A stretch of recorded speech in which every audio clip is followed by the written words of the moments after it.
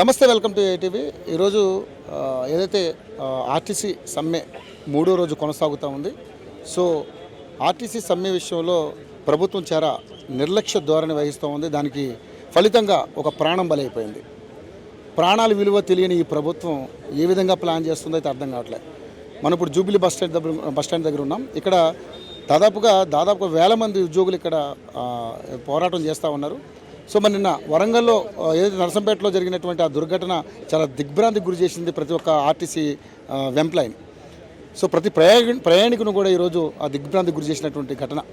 So ప్రాణాలు కోల్పోతే కానీ ప్రభుత్వానికి కనువిప్పు కలగదా అనే విధంగా ఈ ప్రభుత్వం వ్యవహరిస్తూ ఉంది. మరి ఇప్పటివరకు అయితే చర్చలు పిలిచామని అంటున్నారు. మరి ఎవరు ఏం మాట్లాడతారు ఏంటో తెలియదు. కానీ మొత్తానికైతే ఒక ప్రాణం అయితే బలైపోయింది. ఒక అతను నిన్న నల్గొండలో అతను కూడా పెట్రోల్ పోసుకుని అందించుకోబోయాడు. పక్కన ఉన్నటువంటి తోటి ప్రయాణికులు కావచ్చు, లేకపోతే సహ ఉద్యోగులు కావచ్చు, ఆపే ప్రయత్నం చేశారు. లేకపోతే ఇంకో ప్రాణం బలయ్యే అవకాశం ఉండేది. సో ఏదేమైనప్పుడు కూడా భద్రాచలంలో కూడా ఇప్పుడు చెప్తా ఉన్నారు ఆర్టీసీ ఎంప్లాయ్. ఆయన పరిస్థితి కూడా విషమంది, పురుగుల మందు దాగి ఆయన కూడా చాలా ప్రాణాలు కోల్పోయే పరిస్థితిలో సీరియస్గా ఉన్నదని కూడా తాటి ఉద్యోగి చెప్తా ఉన్నాడు. ఇంకా ఎంతమంది ప్రాణాలని ఈ బలి కొన్న తర్వాత కానీ కనువిప్పు కలగదా ఈ ప్రభుత్వానికి అంటూ కూడా అనేక రకాలైన విమర్శలు వస్తూ ఉన్నాయి. సో మనతో పాటు మహిళా ఉద్యోగులు ఉన్నారు, ఆర్టీసీ ఉద్యోగులు. వాళ్ళతో మాట్లాడదాం. చూశారు కదండి, ప్రభుత్వం నిరంకుశ పాలనకు ఇది నిదర్శనం అంటూ కూడా వాళ్ళు చిన్నారు. ఇది ఇతనే శంకర్ గౌడ్ గారు. పాప అతని ప్రాణాలు ఎక్కడున్నాయి కానీ నా ఆత్మకు శాంతి కలగాలని ఈరోజు అందరూ కూడా ప్రార్థనలు చేస్తున్నటువంటి పరిస్థితి. ఇప్పుడు కోదండరామ్ గారు వచ్చారు, మాట్లాడుతూ ఉన్నారు. ఒకసారి మహిళలతో అందరితో మాట్లాడదాం. మరి వాళ్ళు ఏ విధంగా వాళ్ళ బాధను వెళ్ళగక్కుతారు ఏంటనేది, వాళ్ళు ఏం చెప్తారు అనేది విందాం. అమ్మ నమస్తే. అమ్మ ఏం పేరు అమ్మ? ముందుగా మీడియా మిత్రులకి మా నమస్కారం అండి. మేము పికెట్ డిపో నుంచి మేము మహిళా కార్మిక సోదరులం అందరం ప్రభుత్వ హత్యగా మేము భావిస్తున్నామండి. ఎందుకంటే ఇది కళ్ళ ముందు జరిగిన హత్య. ప్రభుత్వ నిరంకుశ ధోరణికి ఇదొక కళ్ళ ముందు కనిపించే సత్యం అండి, సాక్ష్యం ఇది. ఎందుకంటే ఇది ప్రజలతో, ప్రాణాలతో, జీవితాలతో చెలగాటమాడుతున్నారు. ఎందుకంటే ఒక డ్రైవరు తన ఫ్యామిలీ వెహికల్ కానీ తన పిల్లల కంటే ఎక్కువగా తన బస్సుని అంత జాగ్రత్తగా చూసుకుంటారు. తన ఆ బస్సుని ఓన్ చేసుకుంటాడు. అంటే తన సొంత వస్తువు, తన ప్రాణం కంటే ఎక్కువగా ఫీల్ అవుతాడు. ఎందుకంటే ఆ బస్సుకి ఏమన్నా తగిలితే నేను పొద్దున్నే లేసి ఆ బస్సు మీద ప్రయాణిస్తే కదా, ఆ బస్సుని జాగ్రత్తగా చూసుకుంటే నేను అందరినీ జాగ్రత్తగా సురక్షితంగా తీసుకెళ్తానని చెప్పేసి తను ఒక చిన్నపిల్లల కంటే అపురూపంగా చూసుకుంటారు. తను అంటే మా బస్సులని వేరే వాళ్ళు, అనుభవం లేని వ్యక్తులు, ప్రైవేట్ వాళ్ళు తీసుకొని వెళ్ళి ఎక్కడ ఎవరికి హాని కలిగిస్తారు, అన్ని ప్రైవేట్ వెహికల్స్ తెచ్చి అలా తిప్పుతుండడం వల్ల అతను చూసి తట్టుకోలేక ఏంటి మమ్మల్ని మేమేదో దొంగతనం చేసినట్టు, విభజించి పాలించినట్టుగా ఆఫీసర్స్ని కూడా ఇందులో ఇంక్లూడ్ అవ్వకుండా అసలు మమ్మల్ని మేము నిరంకుశత్వంగా మేము దొంగల్లాగా వచ్చి సమ్మె చేస్తున్నట్టుగా అతను ఫీల్ అయి ఉంటాడు. లేకపోతే అంత సమ్మె జరిగే రెండో రోజుకే అతను అంత కలత చెందాల్సిన అవసరం లేదు. ఎందుకంటే నెలలు గడవలేదు, డబ్బులకి కొదవ కాదు, వాళ్ళ చేతిలో పని ఉంది. వాళ్ళు ఎక్కడైనా ఏ పనైనా చేసుకోగలరు. ఇదే డ్రైవింగ్ ఎక్కడైనా చేసి వాళ్ళు బ్రతకగలరు.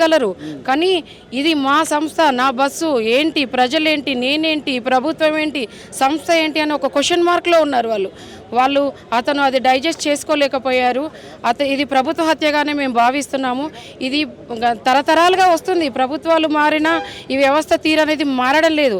ఇది మరి ఆర్టీసీలో మరీ ఘోరంగా ఉందండి. ఇది ఆ ప్రభుత్వంలో 35 హత్యలు జరిగినాయి, 41 రోజు 55 రోజులు సమ్మె జరిగింది. ఈ ప్రభుత్వం 41 రోజు అయింది, 4 సంవత్సరాలు అవుతుంది, మీరు సమ్మె నోటీస్ ఇచ్చారు అని చెప్పేసి రవాణా శాఖ మంత్రి వర్యులు అలా చెప్పడం వల్ల మా యాజమాన్యం ప్రైవేట్ వాళ్ళని తీసుకోవడం వల్ల అంటే ఏంటి అనేది ఒక క్వశ్చన్ మార్క్. అలా దిగ్భ్రాంతి చెంది మేము ఒక కార్మికుడిని కోల్పోవడం అనేది చాలా బాధాకరమైన విషయం అండి. అతని ప్రాణాలు ఎన్ని లక్షలు ఇచ్చినా, ఎన్ని కోట్లు ఇచ్చినా తిరిగి రాలేండి. అతని ఫ్యామిలీకి ఎవరు లోటు చేకూర్చలేదండి. ప్రాణం విలువ తెలియని వాళ్ళు ఇలా చేస్తున్నారు. ఇదే నిన్న కమిటీ అని చెప్పేసి వేసిన వాళ్ళు అదేదో సమ్మె నోటీస్ ఇచ్చినప్పుడు వెంటనే మీకు అనుకూలంగా ఉన్నామంటున్నారు, కానీ ఎలాంటి రియాక్షన్స్ లేవు. ఎలాంటి కాలయాపన చేస్తున్నారే కానీ ఎలాంటి కార్మికులకు భరోసా అనేది ఇవ్వలేదు. భరోసా అనేది ఇస్తే అతను ఆ త్యాగానికి సిద్ధపడేవాడు. ఏది ఏమైనా మన కార్మిక సోదరులందరూ పొట్లాడితే పోరాడితే పోయేదేమీ లేదు, మన ప్రాణాలు పోగొట్టుకుంటే వచ్చేదేమీ లేదు, మన ఫ్యామిలీకి మనం కరువైతాం.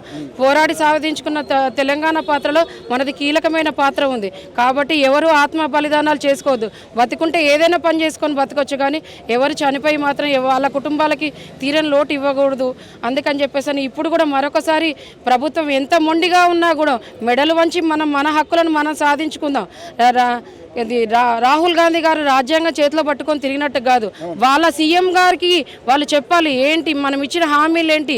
మనం మా ప్రయోజనాల కోసం కాదండి, ఫస్ట్ సంస్థ బతకాలి. ప్రైవేటైజేషన్ అవుతుంది, మొత్తం ప్రైవేట్ వెహికల్స్ వస్తున్నాయి, గవర్నమెంట్ కొనాలంటున్నాం. ఎంప్లాయ్మెంట్ రిక్రూట్మెంట్ ఉంటే మా కార్మికులకు ఎందుకండి ఇంత ఆందోళన? మేము ఒక్కరమే బతకట్లేదు, మేము ఏ పనైనా చేసుకొని బతకగలం. మేము ఈ డ్రైవింగ్ ఈ పని ఎక్కడ చేసినా మాకు డబ్బులు వస్తాయి, కానీ సంస్థ బతకాలి, భావి తరాలకు ఉండాలి అని చెప్పేసి ఫస్ట్ మా పోరాటం అది. Guinness book of world record ఎక్కినటువంటి సంస్థని ఈ రోజు ఆఫ్రికాలో గిన్నిస్ బుక్ రికార్డులో వచ్చిందండి మా సంస్థ. కానీ ఈ రోజు ఇలా చంపడంలో, హత్యలు చేయించడంలో గవర్నమెంట్లో రాను గిన్నిస్ రికార్డులో ఎక్కేట్టుగా ఉంది ఇది. కానీ ఇంత పేరున్న సంస్థని భావి తరాలకు కనుమరుగు చేయాలనుకోవడం చాలా దురదృష్టకరం అండి. మేము ఇతన్ని కోల్పోవడం, ఈ మా శంకరన్నను కోల్పోవడం చాలా బాధగా ఉందండి. మాకు చెప్పడానికి కూడా మాటలు సరిపోవడం లేదండి.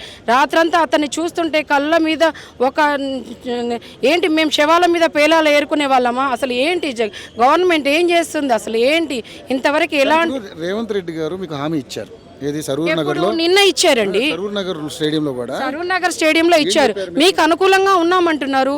మేము ఈ రోజు అడిగింది కాదండి, ఎండి గారు చెప్పారు, ప్లస్ రవాణా శాఖ మంత్రి వర్యులు అందరూ తెలంగాణ సమ్మెలో పాల్గొన్న వాళ్ళే. వీళ్ళందరూ పోరాడి తెచ్చిన తెలంగాణలో అందరూ ఉన్నా కూడా మా సమస్యలు, మా హక్కుల్ని మేము సాధించుకోవాలి.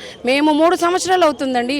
మేము ఫస్ట్ ఆర్టీసీ సమీక్ష అని చెప్పేసి ప్రభుత్వం రాగానే ఈ మహిళా స్కీమ్ అమలు చేసినప్పుడు ఏమని చెప్పారు, మహిళ ఆర్టీసీ గురించి సమీక్ష అంటే మేము గోడ కత్తుకున్న బల్లులాగా అందరికీ మాకేదో కబురు చెప్తారని చెప్పేసి ఎదురు చూసాం.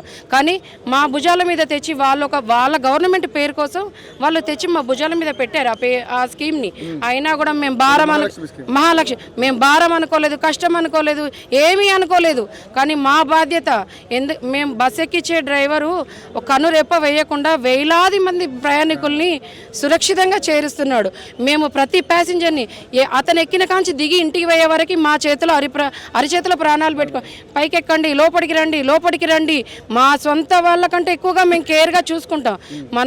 మనం ఇండైరెక్ట్గా వేలాది మంది ప్రాణాలను కాపాడే డాక్టర్లం మనం. ఇప్పుడు మనం డైరెక్ట్గా కాపాడలేకపోయినా వేలాది మంది కాపాడుతున్నాం మనం. కాబట్టి ఎవరు అధైర్యపడద్దు, ఇలాంటి సాహసాలు ఎవరు చేయొద్దు. మనం ఏదైనా ప్రభుత్వం దిగొచ్చేదాకా పోరాడదాము, కానీ ఇలాంటి సాహసాలకు పాల్పడి మన సంస్థకి మా ఆనిముత్యాలని కోల్పోవద్దని చెప్పేసి నా ఉద్దేశం అండి. ఏం పేరు? హరిత.